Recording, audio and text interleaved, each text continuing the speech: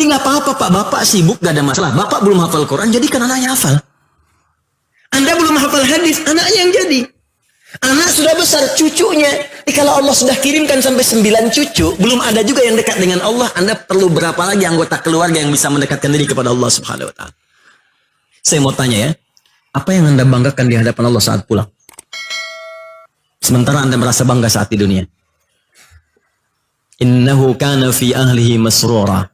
Kata Al-Quran, ada orang yang merasa bangga bahagia saat di dunia, tapi nestapa saat di akhirat. Nestapa saat di akhirat.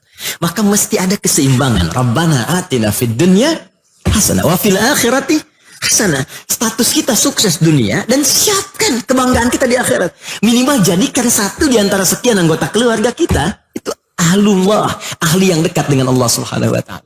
Hafal Quran, menghafal hadis, masukkan pesantren. Gak apa-apa Pak. Ahli fisika juga, banyak sekarang ahli fisika yang hafal Quran. Ada ahli kimia juga. Jadikan arsitek yang hafal Quran, arsitek yang paham hadis, dokter yang hafal Quran. Pak Ibu, kalau Anda pernah mengaji namanya Bidayatul Mujtahid fi Nihayatil Muqtasid, disingkat Bidayatul Mujtahid. Kitabnya karangan Ibnu Rushd. Itu kitab paling favorit, diajarkan hampir di setiap kampus di Timur Tengah. Termasuk di Indonesia, banyak di madis-madis ilmu, sampai terjemahannya pun banyak versi. Banyak cetakan di Indonesia. Itu yang nulis, Pak, dokter bedah. Dokter bedah. Yang nulis dokter bedah, Anda bayangkan. Itu nulis fikih perbandingan madhab.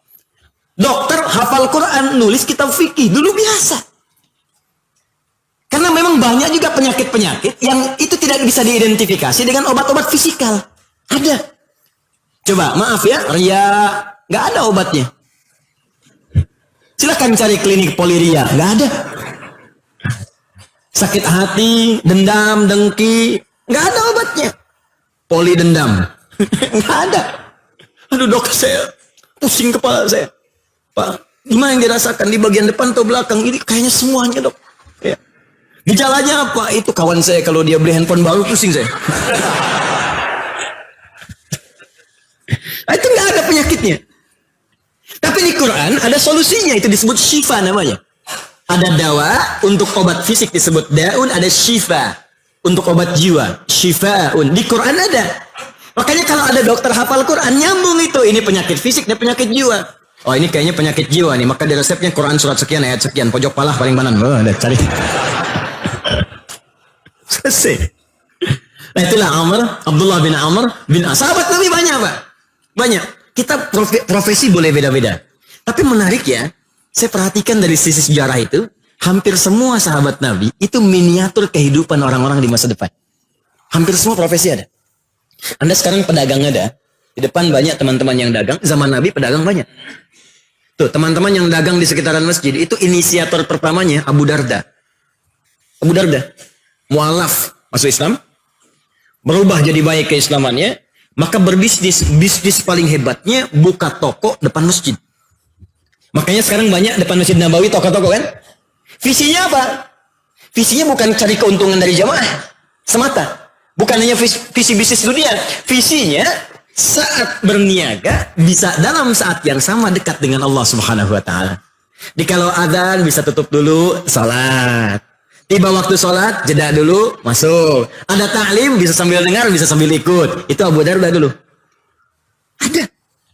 Anda aktif di mana lagi? Yang militer banyak. Khalid bin Walid. 12.000 sahabat Nabi, 38-nya panglima. Satu kualitas panglimanya bisa menaklukkan Persia dan Romawi.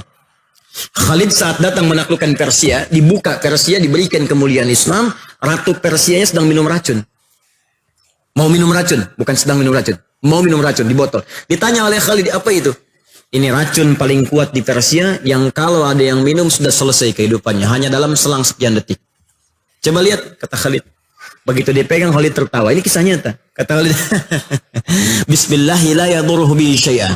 Dengan nama Allah, apapun tidak akan mencelakakan kalau Allah tidak mengizinkan. Diminum sampai habis botol, Pak.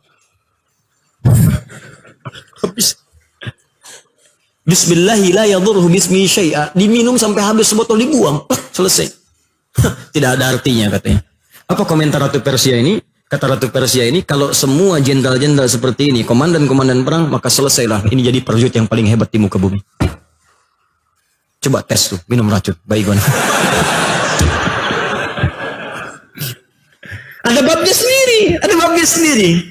Ya, bagaimana pendidikannya, pelatihannya, tarbiyahnya, keyakinannya, kekuatannya. Karena nantilah satu masa kalau ada belajar, itu ada bab sendiri di Al-Quran, bagaimana membangkitkan potensi manusia yang sangat dahsyat.